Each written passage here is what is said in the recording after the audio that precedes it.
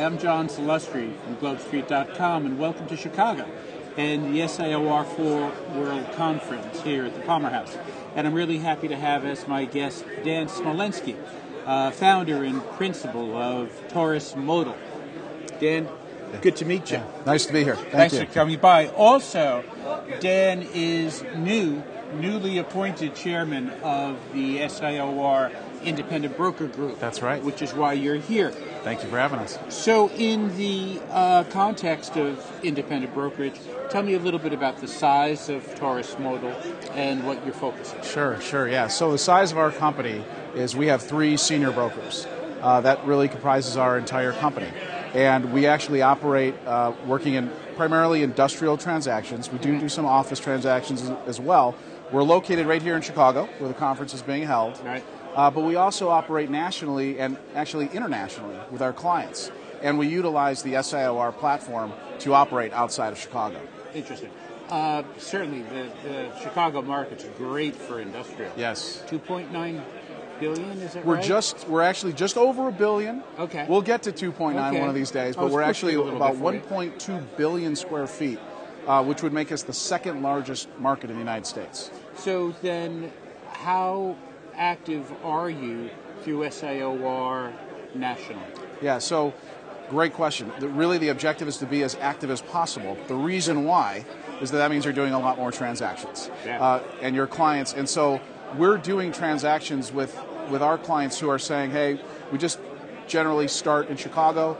You just represented us on our location here in Chicago. Now we have another location in Columbus, Ohio. We have a location, we want to open a new location in Las Vegas.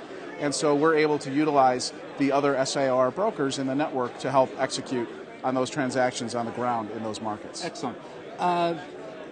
Let's talk about the IBG, the Independent Broker Group. And we were talking before about the stats, and there's a misperception about the membership of SIOR. Do you want to clarify that? Yeah. I think generally when people think of SIOR, they think of brokers who are in the biggest shops, which is a good perception in terms of what SIOR is and who the membership is. But what people don't realize is that half the members are actually independents like me. They own small businesses, and they have maybe one location like we do in Chicago, although we say that we have locations in every market on the planet through SIOR. Sure. And then some have 2 or maybe 3 offices. Those are the folks that represent the Independent Brokers Group. Right. And really SIOR was founded by independent brokers for the platform that I described. They are folks that have clients, maybe again here in Chicago, that say we want to be in Los Angeles or we want to be in Hong Kong, and can you help us get there? Right. And we can actually we pitch that forward, suggesting that they can do that with us, that we can help you not just here, but we can help you elsewhere. Right. This has been sort of a year of the return of the mega merger. And every other week, it seems like somebody just ate up somebody else. Yeah. DTZ and Cushman recently being the most obvious. What does that imply about market share for independent brokers? Yeah. And your clientele? Yeah. Well, the way we look at it at our firm is, first, it doesn't really matter what size firm it is or how big that firm is. We are not really paying that close attention to what they're doing. We're trying to stay very focused on what we're doing and servicing our clients. But you still have to be aware that this is happening around. We are definitely aware of it. And what we think has caused, at least in the short term, is more volatility in their perception, in understanding, in other words, someone is at a firm, they've been saying that, we're at this firm and it's terrific, which is great, and then they're bought up by another firm, and it's an opportunity to reach out to folks, to give them the news. But we also think it creates a lot of confusion in terms of, well, now you're with this firm. It's not necessarily, it's basically giving the customers less options. Interesting. It's creating a lot of volatility. Where do you see the IBG going in the next year? Is there room for growth in the number of people participating? There is room for growth with respect to the number of people participating as far as the SIOR general membership. Yeah, I think that when you look at the new members, I saw 52 new members joined SIOR this calendar year. Right. And about half of them are independents. So I think, as long as there's a real estate market, as long as there's entrepreneurs, and that's what we are. I don't, if you're at the biggest firm in the world or you're just like us, a three-man shop, we're all entrepreneurs. We sort of eat what we kill. That's sort of the nature of the broker. Right. So as long as those folks are still out there and they're going to be breaking off from the big companies and going off on their own, the independent brokers will be in good shape.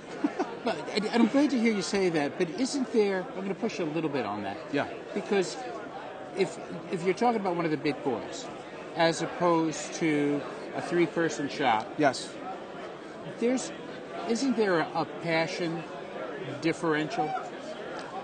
There could be, maybe just from the sense of having a little chip on your shoulder.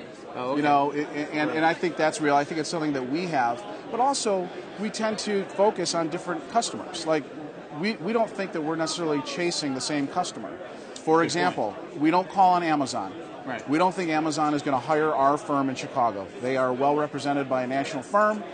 We don't call on those folks. Right. Certainly we do have large customers, but we're calling, so we like to say, take out the Fortune 100, we call on the 99% of those, the other companies in the world. Right. And what independents will tell you is that when they get in front of, say, a smaller business, a smaller business could be, a $1 billion business, but not publicly traded, say, just privately held or private equity held. And we get in front of those decision makers. There is a little bit of a different relationship being a business owner and them being a business owner, and we're sort of in the same trenches. Huh. And oftentimes they appreciate our perspective on it and the service level that we're going to provide. Right. We don't have 500 clients. Right. Our clients really, truly, each deal is the lifeblood of our organization. It's an interesting way of looking at it. Best of luck to you as you start your chairmanship of the group. Thank you very much. I look forward to it. And it's a pleasure talking to you, Dan. You too. Thank you very much for your time. Thank you so much. And thank you for joining us on Globe Street TV.